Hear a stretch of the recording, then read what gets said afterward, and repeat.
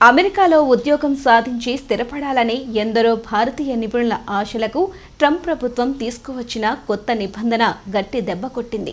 H1B visa కోసం కొత్తగా దరఖాస్తు చేసుకునేవారు ఏకంగా $1,00,000 ఫీజుగా చెల్లించాలన్న నిబంధన ఇప్పుడు పెను సవాలుగా మారింది.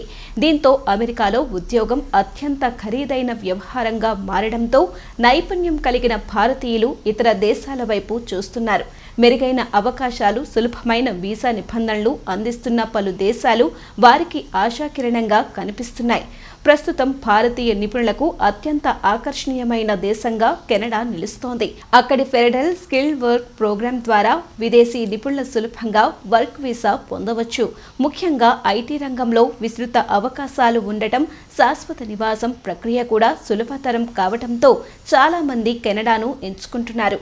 యూరప్లో ఆర్థిక శక్తిగా పేరొందిన జర్మనీ కూడా నిపుణులకు మంచి గమ్యస్థానంగా ఉంది. ముఖ్యంగా తయారీ, ఇంజనీరింగ్ రంగంలో ఇక్కడ ఉద్యోగాలు పుష్కలంగా ఉన్నాయి. జాబ్ సీకర్ వీసాతో 6 నెలల పాటు అక్కడే ఉండి ఉద్యోగం వెతుక్కునే సౌలభ్యం ఉంది.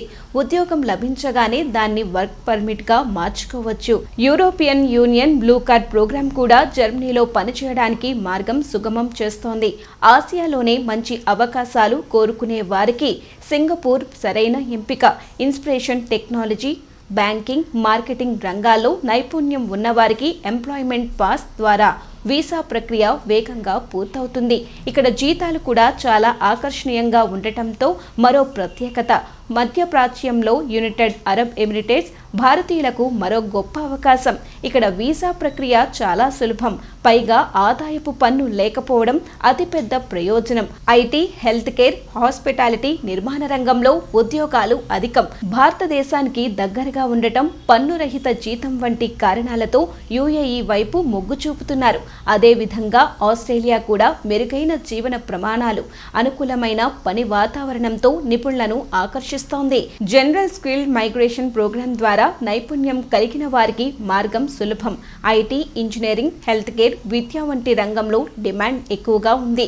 మొత్తంగా అమెరికా కొత్త నిబంధనల నేపథ్యంలో భారత నిపుణులు తమ కెరియర్ ప్రణాళికను మార్చుకుంటూ స్వాగతం పలుకుతున్న ఇతర దేశాల్లో తమ భవిష్యత్తును వెతుక్కుంటున్నారు.